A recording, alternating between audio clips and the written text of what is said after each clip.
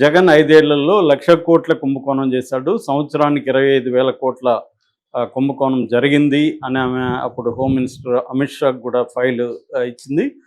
ప్రధానంగా ఆమె ఆరోపణలు ఏందంటే ఇది ఆహ్, ఆహ్, నగదు రహిత అంటే డబ్బు ఓన్లీ క్యాష్ అండ్ క్యారీ మెథడ్‌లోనే వెళ్తుంది తప్ప ఆన్‌లైన్ పేమెంట్స్, డిజిటల్ పేమెంట్స్ అనేవి లేవు.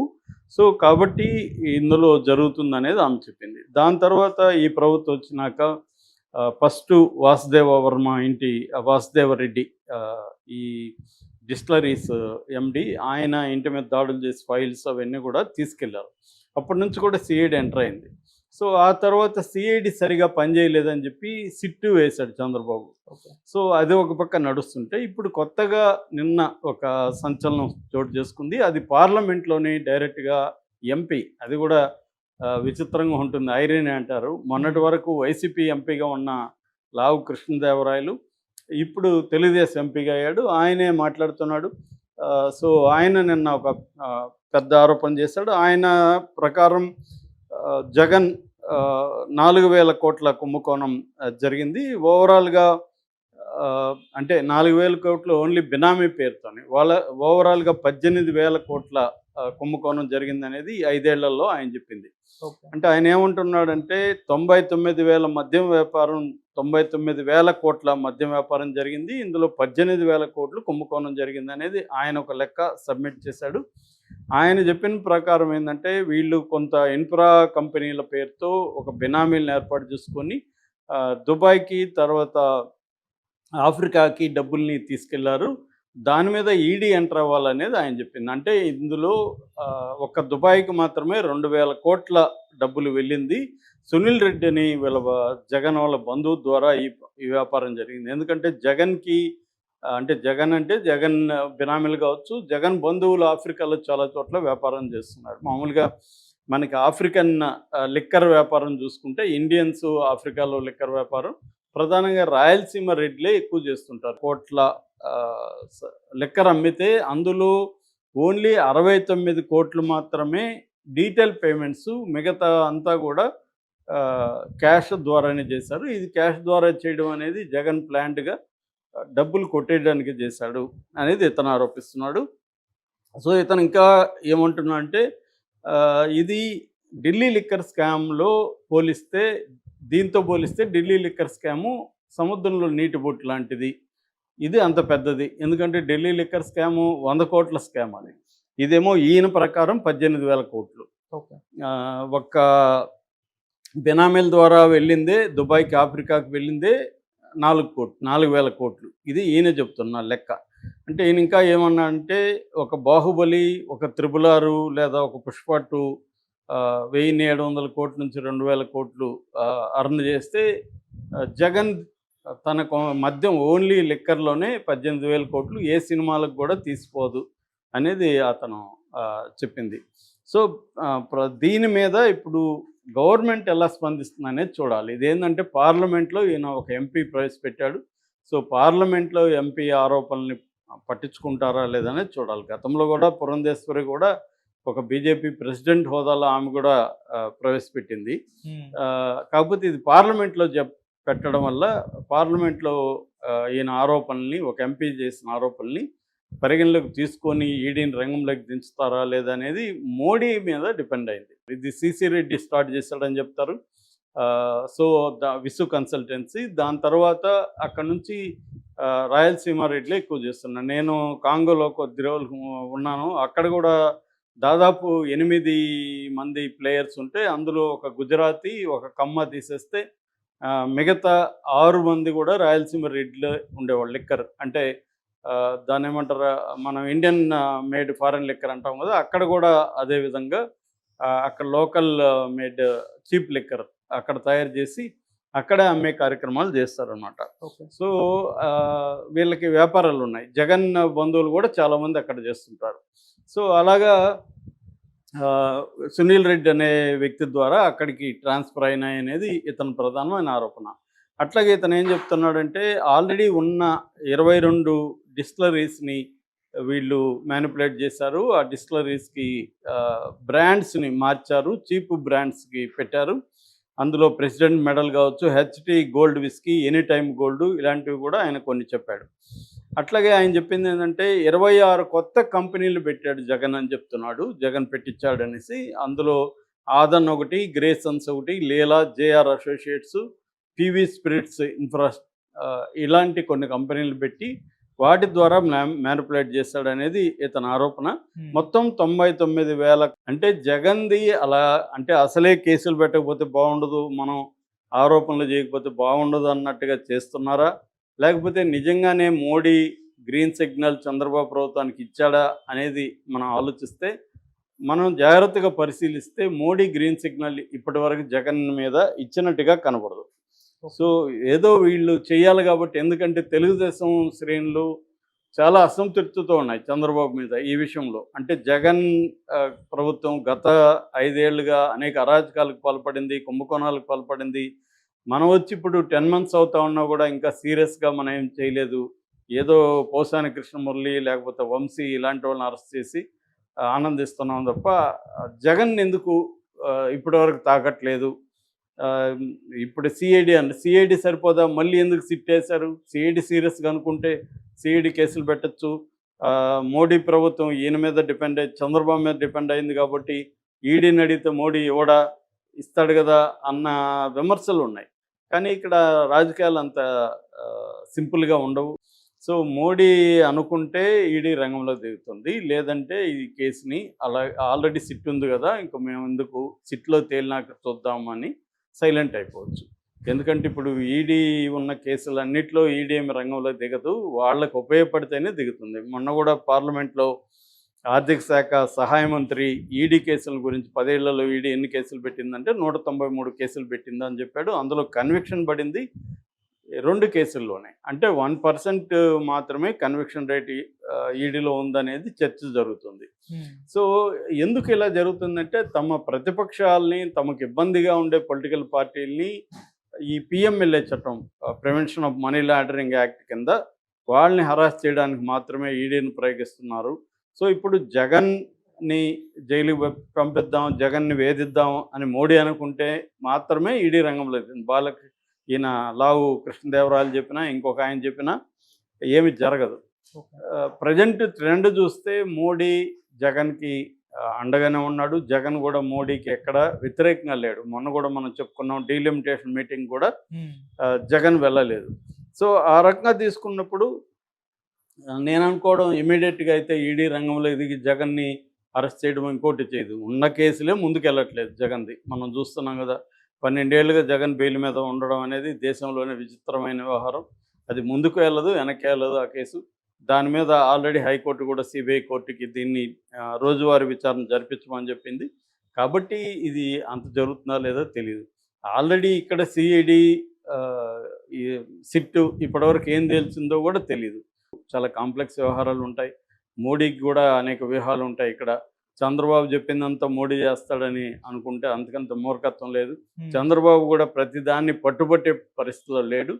రెండోది టైమింగ్ ఇంపార్టెంట్. రాజకీయాల్లో ఏంటంటే ఎప్పుడు ఎవరిని అరెస్ట్ చేయాలి, చేస్తే లాభం ఏంటి, నష్టం ఏంటి, ఇవన్నీ కూడా ఆలోచించుకొని రంగంలోకి దిగుతారు. సో కాబట్టి నిజంగా మోడీ అనుకుంటే ఖచ్చితంగా ఈడీ రంగంలోకి దిగుతుంది. మామూలుగానే సామెత ఉంది, మోడీతో పెట్టుకుంటే ఈడీ వస్తుందని. సో అది ఇప్పుడు ఇమీడియట్గా వచ్చే పరిస్థితి అయితే కనిపించలేదు. జగన్కి ఇమీడియట్ థ్రెట్ అయితే నాకైతే కనిపించలేదు. ఎందుకంటే నిన్న ఢిల్లీలో మొత్తంగా ఇక్కడ ఖాళీలు 6 మంత్రి శాఖలు ఖాళీగా ఉన్నాయి. ఈ శాఖలు ఫిలప్ చేయాలి. ఆల్రెడీ 15 నెలలు అయిపోయింది ఈ గవర్నమెంట్ వచ్చి, 15 నెలలు అయిపోయింది. ఇంకా కూడా 6 మంత్రితో శాఖలు ఖాళీగా ఉండడం ఏంటి అన్న విమర్శలు ఈ ప్రభుత్వం మీద వస్తున్నాయి. దీనికి ప్రధాన కారణం అధిష్టానం నిర్ణయాలు తీసుకోలేకపోవడం. అంటే ఎవరికి ఇస్తే మిగతా వర్గాలు, ఇక్కడ రకరకాల వర్గాలు ఉన్నాయి. బీఆర్ఎస్ నుంచి ఒక 10 మంది ఎమ్మెల్యేలు వచ్చారు, వాళ్ళలో కొంతమంది ఆశిస్తున్నారు. అట్లాగే కాంగ్రెస్లో కూడా అనేక ముఠాలు వర్గాలు ఉన్నాయి, వాళ్ళు ఆశిస్తున్నారు.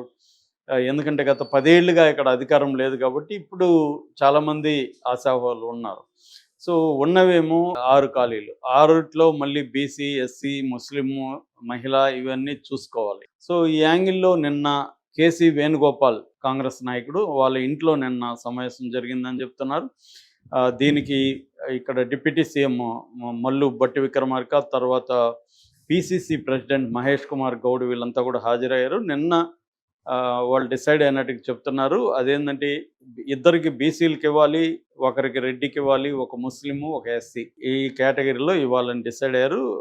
బీసీల్లో ఇప్పటికీ మనకు 2 పేర్లు వినిపిస్తున్నాయి. ఒకటి మక్తల్ ఎమ్మెల్యే వాకిటి శ్రీహరి, తర్వాత వేములపాడు ఎమ్మెల్యే ఆది శ్రీనివాస్. వీళ్ళిద్దరికి బీసీ కేటగిరీలో మంత్రి శాఖలు వస్తాయని చెప్తున్నారు. అలాగే ఎస్సీ దీంట్లో ఎమ్మెల్యే చెన్నూరు ఎమ్మెల్యే వివేక్ వెంకటస్వామి కొడుకు వివేక్కి ఇస్తారని చెప్తున్నారు. ఇక రెడ్డి దీంట్లో ఇద్దరు పోటీ పడుతున్నట్టుగా ఉంది. కోమటిరెడ్డి రాజగోపాల్ రెడ్డి కానీ, తర్వాత బోధన ఎమ్మెల్యే సుదర్శన్ రెడ్డి, వీళ్ళిద్దరూ పోటీ పడుతున్నారు. ఇక ముస్లిం దీంట్లో మీర్ అమీర్ ఖాన్ ఎమ్మెల్సీ, ఆయన మధ్య ఎమ్మెల్సీ అయ్యాడు, ఆయనకి ఇస్తారనే వార్త వైరల్ అవుతుంది.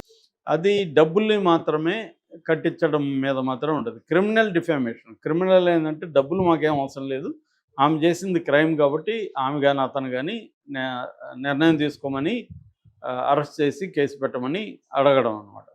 మనకి మామూలుగా మన చిరంజీవి విషయంలో జీవిత రాజశేఖర్కి 6 నెలలప్పుడు జైలు శిక్ష పడింది.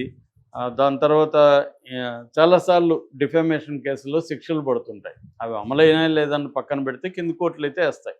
వీళ్ళు మళ్ళీ పై కోర్టులకు వెళ్తూ ఉంటారో అవి జరగవు మామూలుగా. ఏదేమైనా నాగార్జున మీద ఈమె గత అక్టోబర్ 2 గాంధీ జయంతి రోజు ఒక ప్రెస్ మీట్లో మాట్లాడుతూ నాగార్జున ఫ్యామిలీ మీద అతి దారుణంగా ఇప్పటివరకు ఎవరు కూడా కామెంట్లు చేయని విధంగా నాగార్జున అక్కడున్న ఎన్కన్వెన్షన్ కూలగొట్టకుండా ఉండాలంటే సమంతను తన దగ్గరకు పంపించమని ఇతను అడిగాడని కేటీఆర్, వీళ్ళు సమంతను వెళ్ళమని వీళ్ళు అన్నారని భర్త అండ్ నాగార్జున అంటే నాగ చైతన్య నాగార్జున వెళ్ళాలన్నారని, ఆమె అందుకోసమే విడాకులు ఇచ్చిందని ఒక కథనం అనుకుంటున్నారన్నట్టుగా ఏం చెప్పేసింది. అది పెద్ద సంచలనంగా మారింది. నాగార్జున మరి ఆయనకి 1000 కోట్లు ఆస్తుంది. ఒక ఎన్కన్వెన్షన్ కూలగొట్టడం కోసం కోడల్ని ఎవరైనా పొమ్మంటారా? ఒకవేళ కేటీఆర్ అడుగున్నా కూడా వీళ్ళు అలా చేస్తారా? కేటీఆర్ కూడా అట్లా ధైర్యంగా అడగగలదా? ఇవన్నీ చర్చకు వచ్చాయి. ఇంకా నమ్మేవాళ్ళు కూడా నమ్ముతుంటారు. కేటీఆర్ మీద ప్రచారానికి కూడా అది వాడుకున్నారు. చాలా తీవ్ర విమర్శ. అప్పట్లో ఎవరి మీద స్పందించినంతగా తెలుగు సినిమా ఇండస్ట్రీ కూడా సీరియస్గా స్పందించింది. ఆమె సమంత స్పందించింది. దాంతో నాగార్జున కూడా ఇంటర్ఫియర్ అయిపోయి ఆయన కోర్టులో కేసు వేశాడు. దాంట్లో నాగార్జున ఫ్యామిలీ వెళ్ళి సాక్ష్యాలు ఇచ్చారు.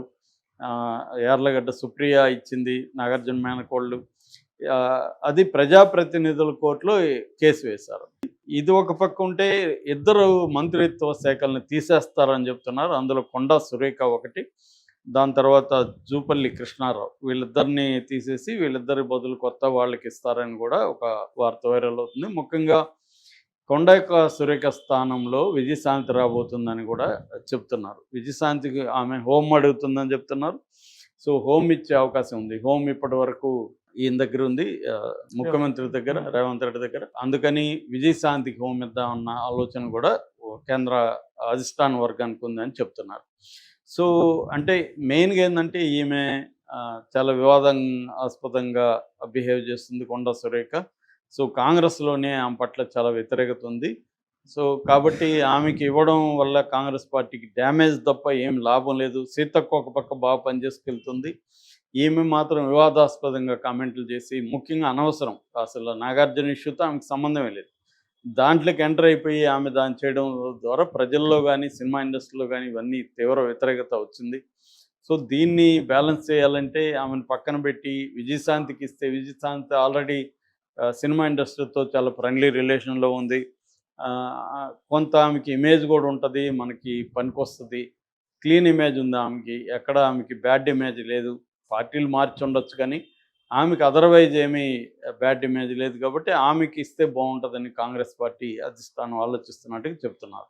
This is one thing. అయితే సెకండ్ థింగ్, నిన్న నాగార్జున ఈ మీద పెట్టిన క్రిమినల్ డిఫామేషన్ కేసు, నేను చాలాసార్లు చెప్పాను, డిఫామేషన్లో 2 రకాలు ఉంటాయి, civil defamation, criminal defamation. Civil డిఫామేషన్లో ఏంటంటే నష్టపరిహారం, పరువుకి నష్టపరిహారం, నా పరువు తీశారు కాబట్టి నష్టపరిహారం 100 కోట్లు కట్టాలో లేకపోతే 10 కోట్లు కట్టాలి, ఏదో ఒకటి వేస్తారు. అయితే నిన్న అది విచారణకు వచ్చింది. నిన్న నాగార్జున తరపున అశోక్ రెడ్డి వాదించాడు. ఈమె చాలా అంటే ఒక నాగార్జున, అక్కినేని ఫ్యామిలీకి ఒక స్టేచర్ ఉంది. వాళ్ళకి సినిమా ఇండస్ట్రీలో అసలు హైదరాబాద్‌కి షిఫ్ట్ కావడానికి అక్కినేని నాగేశ్వరరావు ప్రధాన కారణము ఇండస్ట్రీ. సో, వాళ్ళకొక స్టేచరు, ఒక పరువు, ఒక వ్యవహారం ఉంది. దాన్ని ఇంత నీచంగా మాట్లాడి ఆమె వాళ్ళ మానసిక క్షోభకు గురి చేశారు. వాళ్ళ ఫ్యామిలీ ఏడ్చుకుంటా ఉండాల్సిన పరిస్థితి ఉంది అని అశోక్ రెడ్డి గట్టిగా వాదించాడు. ఈమె మీద మంత్రి అయినప్పటికీ ఏమైనా మాట్లాడొచ్చా అనేది కోర్టులో గట్టిగానే వాదించాడు. ఆమె తరపున గుర్మీత్ సింగ్ అనే అడ్వకేట్ వాదించాడు. అసలు ఇది ప్రజాప్రతినిధుల కోర్టుకి పరిధి లేదు, దీంట్లో వేయకూడదు అనేది జరిగింది. ఇదంతా కూడా ఎక్కడ జరిగిందంటే అడిషనల్ ఫస్ట్ అడిషనల్ జిల్లా కోర్టులో నిన్న వాదనలు జరిగాయి. సో, జడ్జి గారు రమాకాంత్ గారు మొత్తం వాదనలు ఇరువైపుల వాదనలు విని తీర్పుని 8కి రిజర్వ్ చేశారు. దీని మీద ఇప్పుడు తీర్పు చెప్పాల్సి ఉంది. ఈ లోపల కానీ ఈ ఉద్యోగం పోతే మంత్రిగా కూడా ఉండదు కాబట్టి అప్పుడు ఇంకా ఈజీ అవుతుంది. ఇది కూడా కొంత ఆమెకు చుట్టుకునే అవకాశం అయితే కనిపిస్తుంది. అంటే ప్రజల్లో వ్యతిరేకత పొలిటికల్‌గాను కాంగ్రెస్ పార్టీకి ఇబ్బంది. రేపొద్దున ఇదేమన్నా ప్రూవ్ అయితే ఇంకా కాంగ్రెస్ పార్టీకి ఇబ్బంది అవుతుంది. అప్పుడు మళ్ళీ మంత్రిగా ఉంటే మనకు తలనొప్పి కాబట్టి ఈ లోపల మనం మంత్రిగా తీసేస్తే కొంత తలనొప్పి తగ్గుతుందని కేంద్ర అధిష్టానం ఆలోచిస్తున్నట్టుగా అర్థమవుతుంది. ఓకే. సో, ఎందుకంటే నాగార్జున కూడా చాలా సీరియస్‌గానే ఉన్నాడు. ఆయన విత్‌డ్రా చేసుకునే పరిస్థితిలో లేడు. విత్‌డ్రా చేసుకోవాలని ఆయన మీద ఒత్తిడి కూడా వచ్చిందని చెప్తున్నారు. కానీ ఆయన గట్టిగానే దీంట్లో విత్‌డ్రా చేసుకోకూడదు, మనం ఫైట్ చేయాలి, లేకపోతే ఆమె చెప్పింది నిజమని నమ్మే అవకాశం ఉంటది అనేది నాగార్జున వైపు నుంచి ఆలోచిస్తున్నట్టుగా తెలిసింది. ఒక పక్క నాగార్జున ఈ తర్వాత రేవంత్ రెడ్డికి వెళ్ళి సెలవు కప్పడం ఇవన్నీ కూడా జరిగాయి. ఆయనది ఆల్రెడీ కూల్చేశారు. అది కోర్టులో ఉంది కాబట్టి దాన్ని ఇంకా గవర్నమెంట్ కూడా ఏం చేసే పరిస్థితిలో లేదు.